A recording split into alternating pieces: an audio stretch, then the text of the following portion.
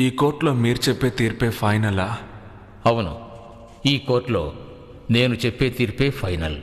నేను నేరస్తునని ఈ కోర్టులో తీర్పు చెప్పబడిన తర్వాత సుప్రీంకోర్టులో నేను అప్పీల్ చేస్తే నాకు విడుదల లభిస్తుందా? అఫ్ కోర్స్, మీరు విడుదలవ్వడానికి అవకాశం ఉంది.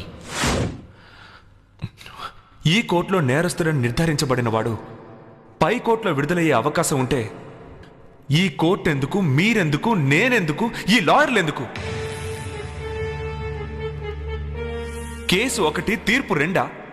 అలా రెండు తీర్పులు ఉన్నాయంటే చట్టంలోనూ న్యాయశాఖలోనూ ఏదో తప్పుందనేగా అర్థం. హైకోర్టు హైదరాబాద్లో, సుప్రీంకోర్టు ఢిల్లీలో. డబ్బున్న వాళ్ళు ఎక్కడికైనా వెళ్ళి వాదించి గెలవగలరు.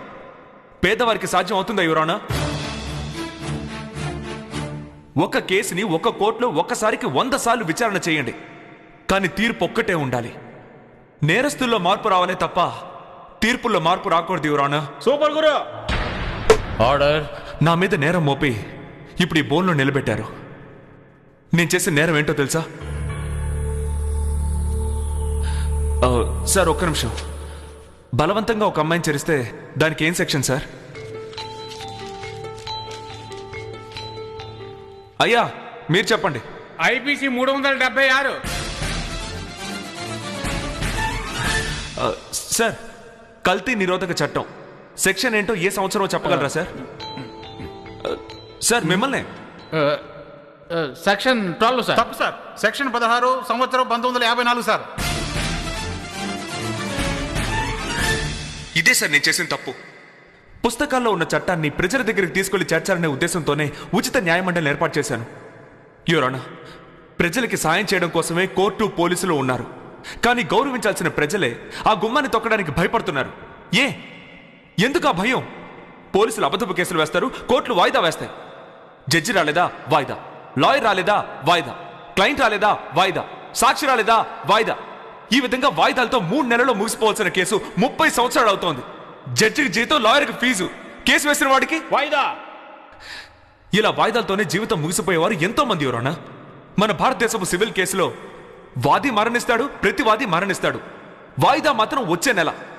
ఇది నేను చెప్పలేదు, బాధితుడైన ఒక వ్యక్తి రాసిన కవిత. నిజానికి ఇదే ఈనాటి పరిస్థితి. దీనంతటికీ ఏంటి కారణం? న్యాయమూర్తుల కొరత. 13 లక్షల మందికి 10 మంది జడ్జిలు ఉండడం వల్లే సుప్రీంకోర్టులో 3 లక్షల కేసులు, మిగతా కోర్టులో 30,000 కేసులు పెండింగ్ లో ఉన్నాయి. మన దేశ జనాభా కన్నా కేసుల సంఖ్య ఎక్కువగా ఉంది. ఈ పరిస్థితి మారాలి. న్యాయమూర్తులు, న్యాయస్థానాల సంఖ్య ఎక్కువ కావాలి.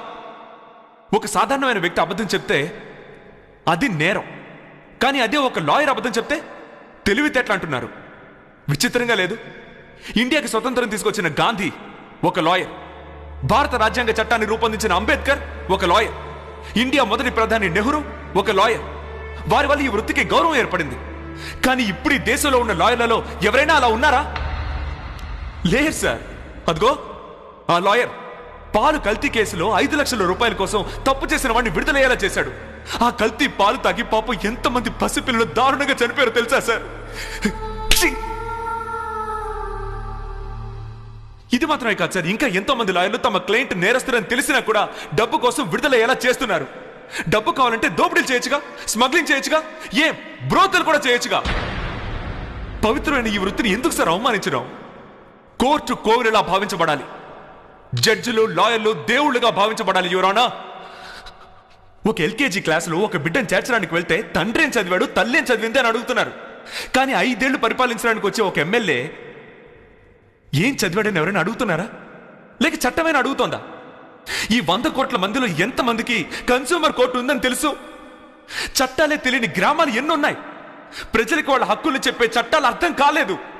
నిత్యావసర వస్తువుల కోసం ప్రజలు మార్కెట్కి వెళ్ళి వస్తున్నట్టుగా తమ హక్కుల కోసం న్యాయస్థానాలకు వచ్చే రోజు రావాలి యువరానా. ఈ 65 సంవత్సరాల స్వతంత్ర పరిపాలనలో జరిగిన తప్పులన్నిటికీ కారణం ఎవరికి చట్టం గురించి తెలియకపోవడమే. ఇక రాజకీయ నాయకులు చట్టాన్ని ఉపయోగించుకుంటారు. తమ అధికారాన్ని ఉపయోగించి ఐఏఎస్ అధికారుల చేత తమకు కావాల్సిన పనులు చేయించుకుంటారు. చివరికి బలైపోయేది ఆ ఐఏఎస్ అధికారులు. ఎందుకు ఈ పరిస్థితి?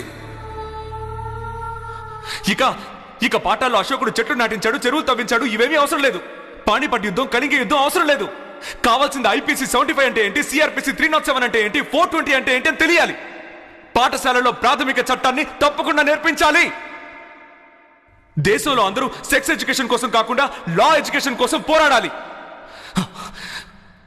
ఒక హిందువుకి భగవద్గీత తెలియకపోవచ్చు, ఒక ముస్లింకి ఖురాన్ తెలియకపోవచ్చు, ఒక క్రిస్టియన్కి బైబిల్ తెలియకపోవచ్చు. ప్రతి ఒక్క భారత పౌరుడికి భారత ప్రాథమిక చట్టాలు తెలుసుండాలి.